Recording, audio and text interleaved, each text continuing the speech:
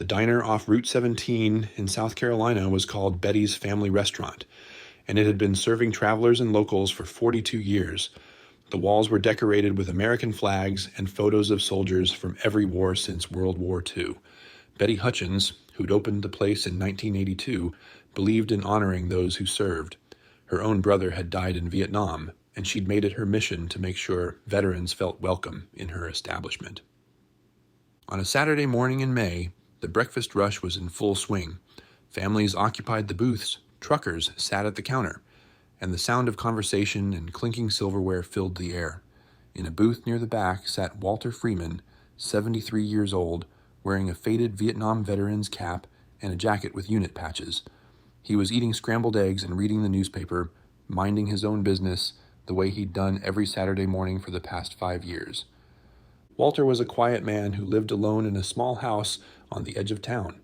He'd done 2 tours in Vietnam, come home in 1971 to a country that didn't want to acknowledge what he'd been through, and spent the next 50 years trying to forget what he'd seen. He had nightmares still, and his hands shook sometimes from old wounds and older memories.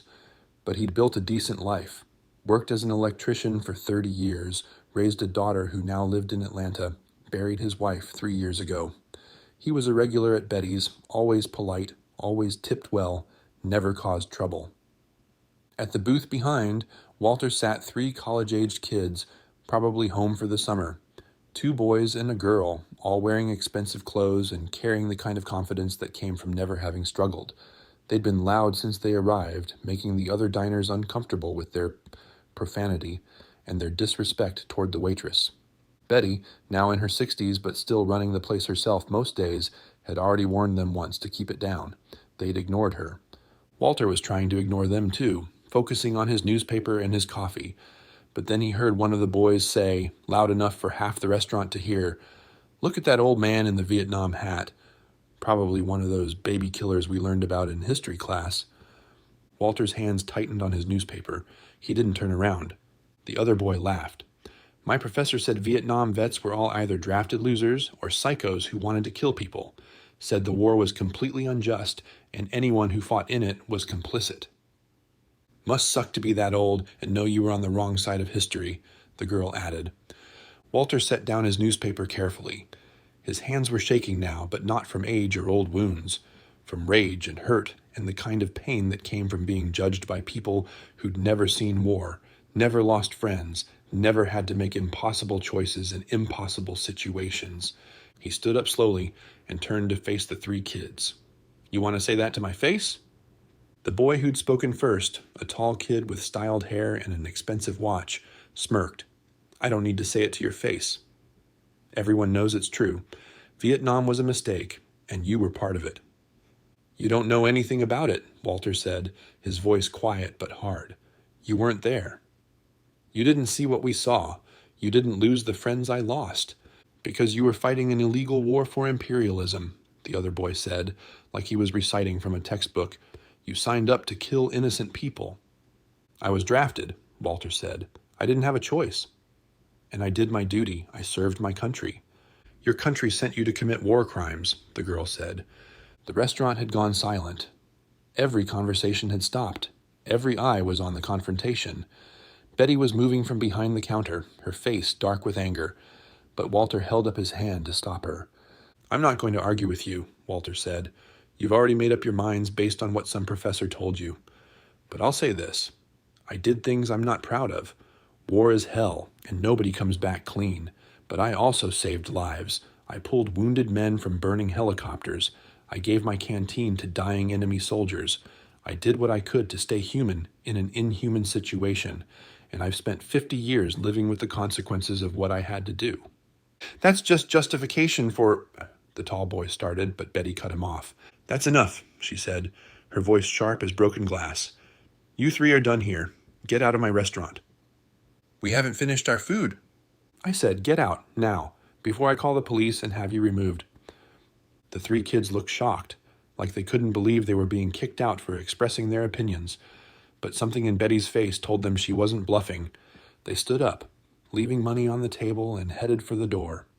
As they passed Walter, the tall boy muttered, "Baby killer." Walter didn't respond. He just stood there, hands shaking, jaw clenched, fighting the urge to do something he'd regret. The kids left, and the restaurant remained silent. Every person in the place had witnessed the confrontation, and most looked sympathetic to Walter, but no one seemed to know what to say. Betty put her hand on Walter's arm. "I'm sorry, Walter. I should have thrown them out sooner. It's not your fault." Walter's voice was rough. "Kids like that, they think they know everything. They don't understand what it cost. I know. My brother understood, and everyone in this place who served understands. Don't let ignorant children make you doubt what you did." Walter nodded, but he couldn't speak. He sat back down at his booth, but his appetite was gone.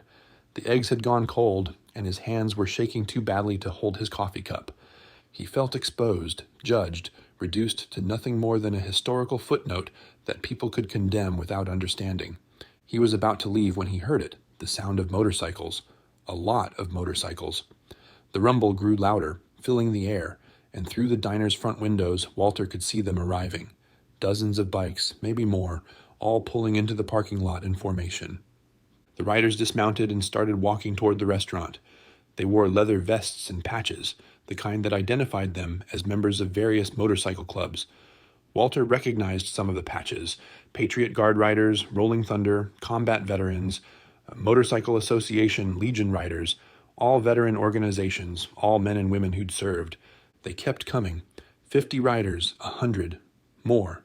They filed into Betty's family restaurant until it was standing room only, leather-clad veterans filling every available space. Some were Walter's age or older, Vietnam vets like him. Others were younger, Desert Storm, Iraq, Afghanistan, all of them wearing their service on their backs in the form of patches and pins. A man in his 60s with a gray beard and a vest identifying him as Hammer from the Patriot Guard Riders approached Walter's booth. "Mr. Freeman?" Walter looked up, confused. "Yes?" "We heard what happened. Someone in the restaurant called our club president, told him about the disrespect you'd been shown. We were already in the area for a memorial ride. We came to stand with you." Walter looked around at the assembled riders, at the sea of leather and patches and American flags. "All of you came here? For me?" "For you, and for every veteran who's been disrespected by people who don't understand what service means." Hammer pulled out a chair and sat down across from Walter. "Sir, I'm an Army vet, Iraq War, and I learned about Vietnam from books and professors too. But then I met men like you, men who'd been there, and I learned the truth. That war was hell, that you did the best you could in an impossible situation, that you came home to hatred instead of honor, and that you've carried that burden for 50 years. Another rider, a woman in her 50s, stepped forward. "My father was in Vietnam. He died when I was 12, complications from Agent Orange exposure. But before he died, he told me about the brothers he served with, about the sacrifices they made, about the way they took care of each other over there, and how much it hurt when they came home and nobody cared." She had tears in her eyes. "You deserved better then. You deserve better now." More voices joined in.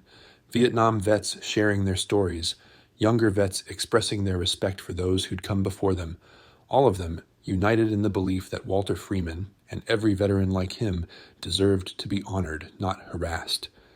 Betty was crying behind the counter. Her staff was crying too. Several customers had pulled out their phones and were recording the moment, and Walter sat in his booth, surrounded by 200 bikers who'd dropped everything to stand with him, and he felt something he hadn't felt in 50 years. He felt valued. He felt seen. He felt like his service had mattered. "I don't know what to say," Walter managed, his voice breaking. "You don't have to say anything," Hammer said. "We're here to say something to you. Thank you for your service. Thank you for your sacrifice. Thank you for doing what your country asked of you, even when your country didn't appreciate it. You matter. Your service matters, and we're not going to let anyone tell you otherwise." The restaurant erupted in applause. The bikers, the staff, the customers, everyone standing and clapping for Walter Freeman, giving him the welcome home he should have received 50 years ago. Walter stood up, and Hammer embraced him. Then other veterans came forward, one by one, shaking his hand or hugging him, many with tears in their eyes. They understood. They knew what it was like to serve and sacrifice and come home to indifference or worse. They knew the weight Walter carried, and they wanted him to know he didn't carry it alone. The moment didn't end with applause. The bikers stayed. They bought breakfast, filled every seat and table in Betty's restaurant, turned the morning into an impromptu gathering of veterans from every generation. The conversations were loud and heartfelt, stories shared, memories honored, connections made. Walter found himself at the center of it all, surrounded by people who wanted to hear his story. Not the sanitized version, not the politically correct version, but the truth. What Vietnam had really been like. What he'd seen and done. How he'd survived. What it had cost him. A younger vet named Marcus, who'd done 3 tours in Afghanistan, sat across from Walter and said, "My generation owes yours an apology. We learned about Vietnam in school, and all they taught us was that it was wrong, and the soldiers were complicit. They didn't teach us about the draft, about the impossible choices, about the courage it took to serve when the whole country hated you for it." "It's not your fault," Walter said. "History gets simplified. Nuance gets lost. It's easier to condemn than to understand. But it's not right. And it's not fair to you." Marcus leaned forward. "I came home to parades and thank yous. My generation got honored. But you came home to protesters calling you baby killers. That's not right. That's never been right." An older man named Raymond, a fellow Vietnam vet, pulled up a chair. "I was at the airport in San Francisco when I got back. 1970.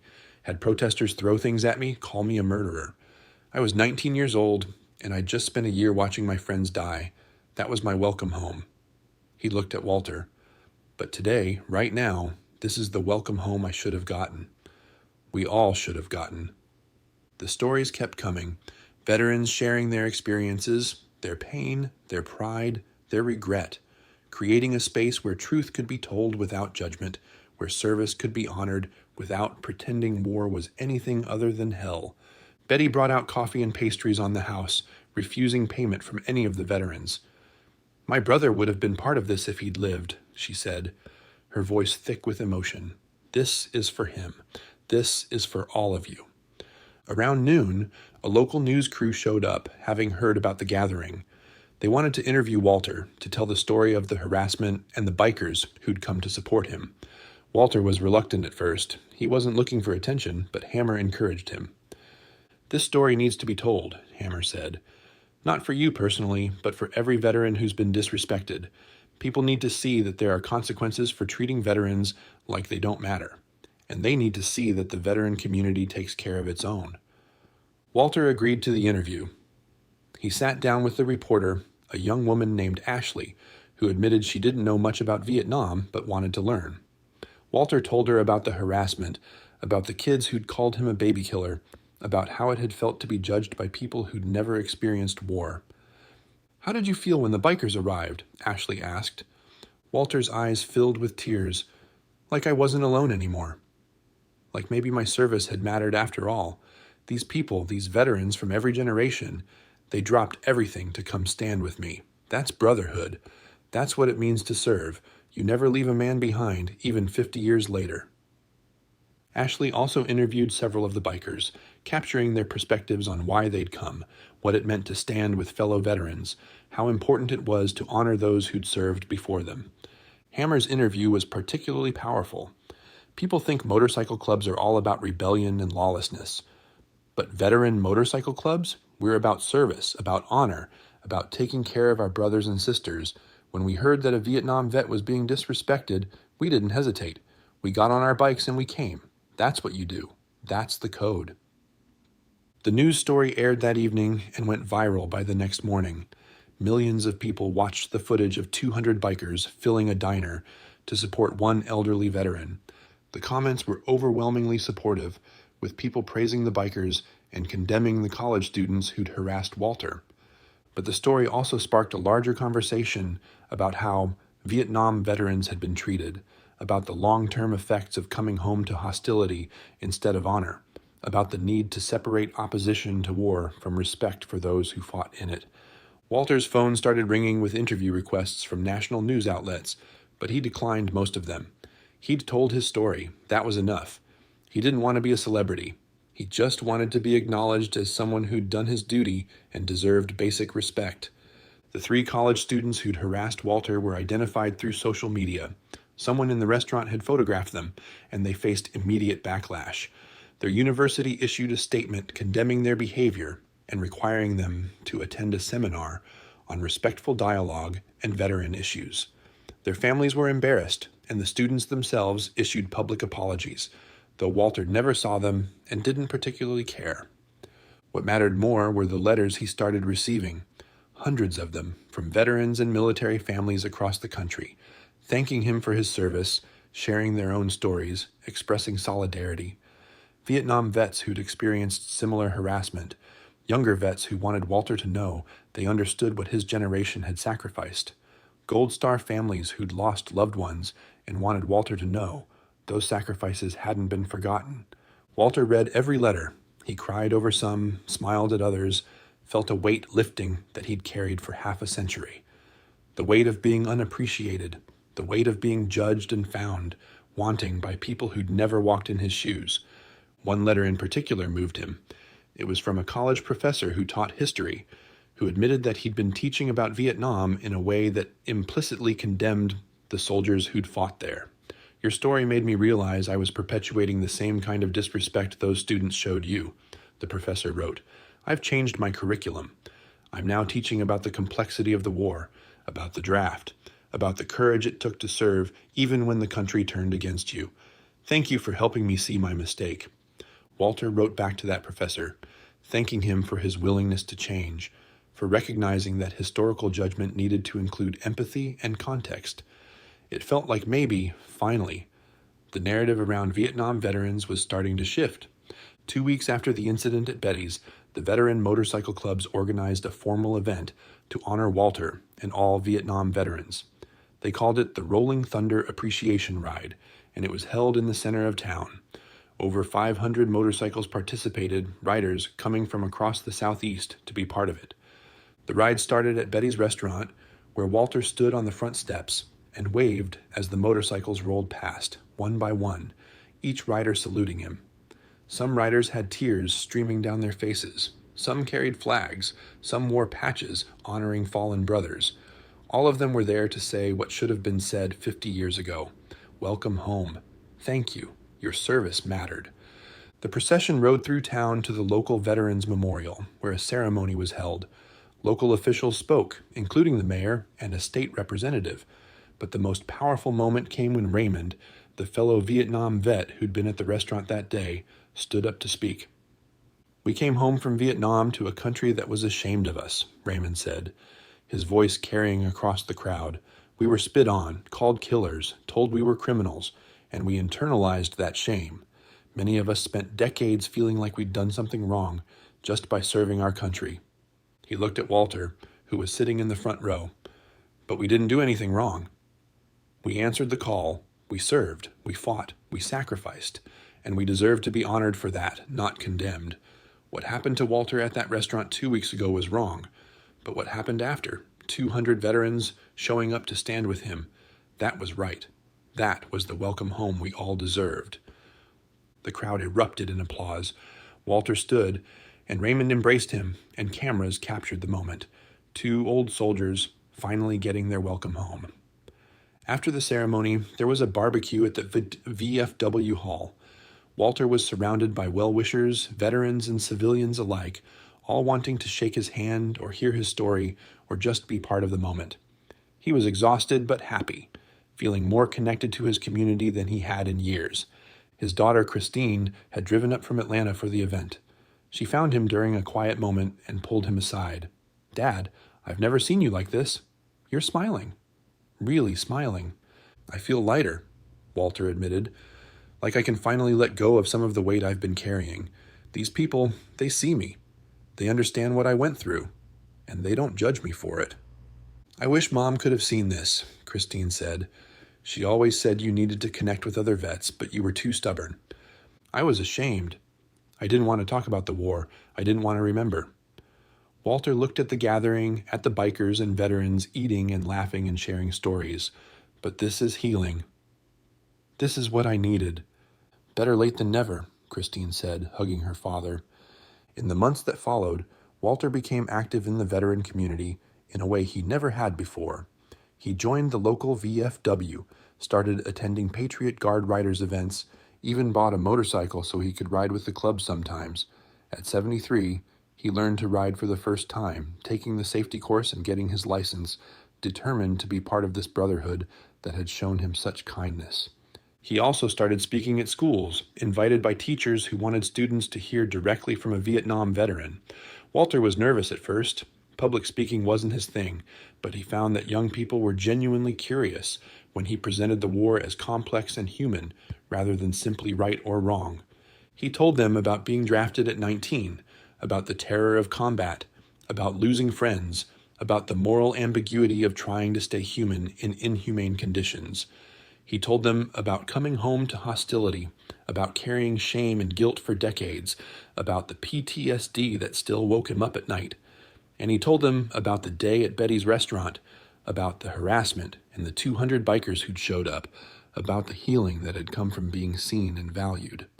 "I don't tell you this story to make you feel sorry for me," Walter would say at the end of his presentations.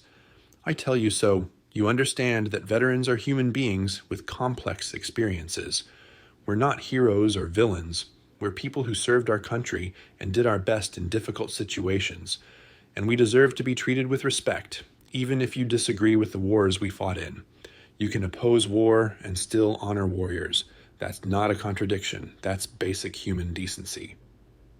The response from students was overwhelmingly positive.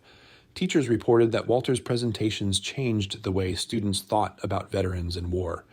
Several students reached out afterward to thank him, to apologize if they'd ever thought of veterans in simplistic terms, to promise they'd be more thoughtful in the future. One student, a young man named Tyler, who'd initially been skeptical, sent Walter a long email after the presentation.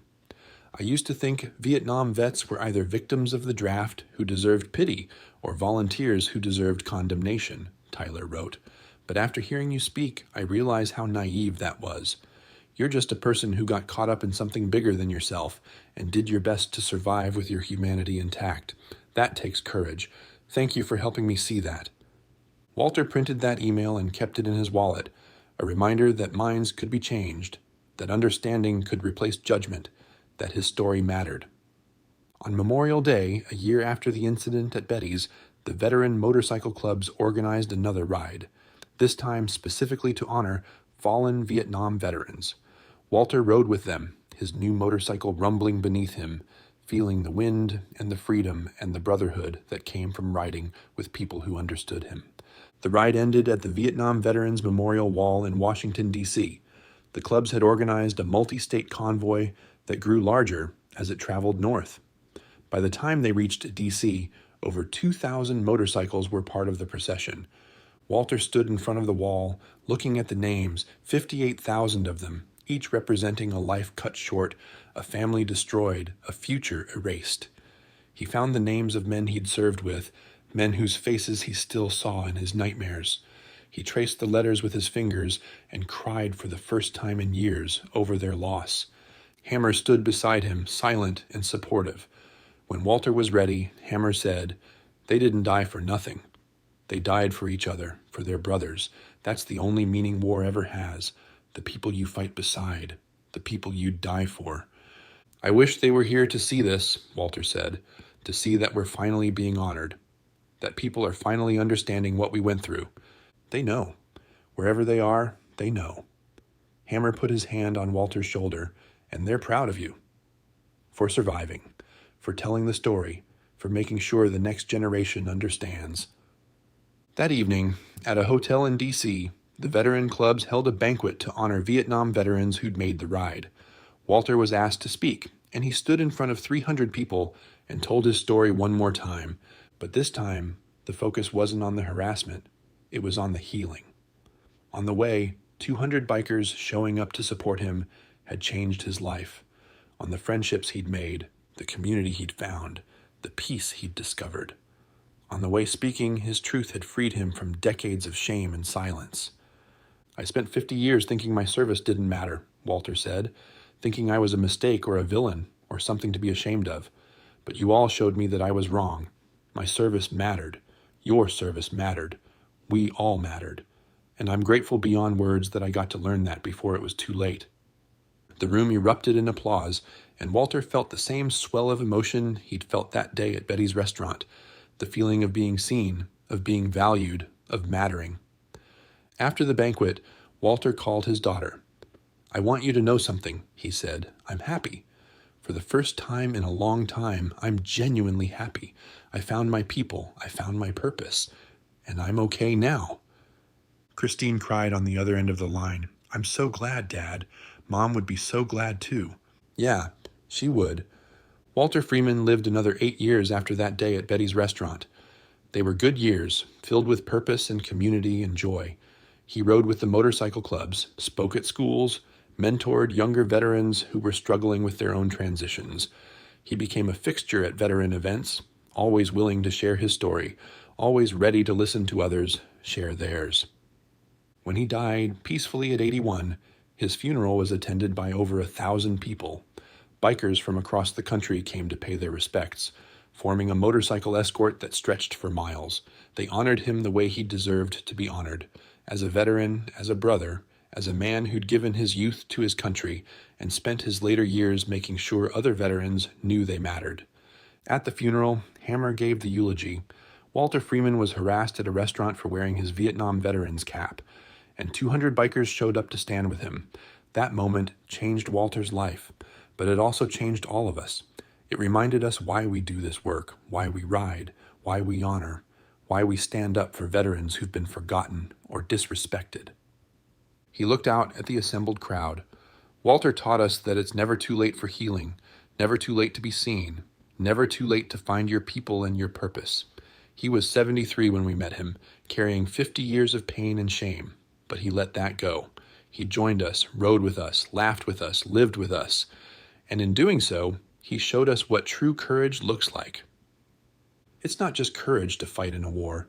It's courage to keep living afterward, to tell your story despite the shame and judgment, to open yourself up to community when you've been hurt by society, to believe, against all evidence, that your life and your service mattered. Walter had that courage, and we were honored to stand with him. The bikers formed an honor guard at the cemetery, their motorcycles lined up perfectly. Riders, standing at attention as Walter was laid to rest next to his wife. As the funeral ended and people began to leave, the bikers started their engines in unison, 200 motorcycles creating a thunderous tribute that echoed across the cemetery. It was the sound Walter had heard that day at Betty's restaurant, the sound that had changed his life, the sound of brotherhood, of support, of people who refused to let a fellow veteran stand alone. Christine stood by her father's grave after everyone left, thinking about the transformation she'd witnessed in his final years. How he'd gone from a quiet, isolated man carrying decades of pain to someone who was engaged and purposeful and genuinely happy. How a single incident of disrespect had led to an outpouring of support that had healed not just Walter, but countless other veterans who'd heard his story. She thought about the ripple effects, the students who'd heard Walter speak and changed how they thought about veterans, the professors who'd adjusted their curricula, the communities that had started showing more appreciation for those who'd served. One moment of standing up for a harassed veteran had created waves of positive change. That was Walter's legacy. Not the war he'd fought in, but the bridge he'd built between generations of veterans. Not the trauma he'd carried, but the healing he'd found and shared. Not the judgment he'd endured, but the understanding he'd helped create. Years later, Betty's family restaurant installed a permanent memorial plaque near the booth where Walter used to sit. It read, "On this spot, 200 bikers stood with Vietnam veteran Walter Freeman and reminded us that service and sacrifice deserve honor, not judgment. May we never forget." The plaque became a landmark, a place where veterans stopped to take photos, to remember Walter, to reflect on what his story meant. And Betty, still running her restaurant in her 80s, would tell anyone who asked about the day the bikers came, about Walter Freeman, about the power of standing together. "That day changed everything," she'd say. "It reminded this whole community what respect looks like, what brotherhood looks like, what we owe to those who served.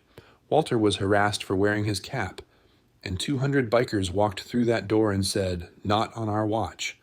That's the kind of world I want to live in, where good people stand up for each other, where veterans are honored, where kindness wins. And anyone who heard the story would nod and understand, because it wasn't just about Walter Freeman or 200 bikers or one restaurant in South Carolina. It was about the choice to see people's humanity, to honor their sacrifice, to stand with them when they were being torn down. It was about recognizing that the cost of service doesn't end when the war does, that veterans carry their experiences forever, and that the least we can do is treat them with the respect they've earned. The Vietnam vet was harassed at a restaurant. Then 200 bikers walked through the door. And everything changed for Walter, for the veteran community, for everyone who heard the story and decided to be more thoughtful about how they treated those who'd served. That was the power of showing up. That was the power of brotherhood. That was the power of refusing to let a fellow veteran stand alone. And that power never stopped rippling outward, changing lives, healing wounds, building bridges. One act of solidarity, creating endless echoes of respect and honor. That was the legacy. That was the gift. That was what happened when good people decided that veterans mattered, and they were willing to drop everything to prove it.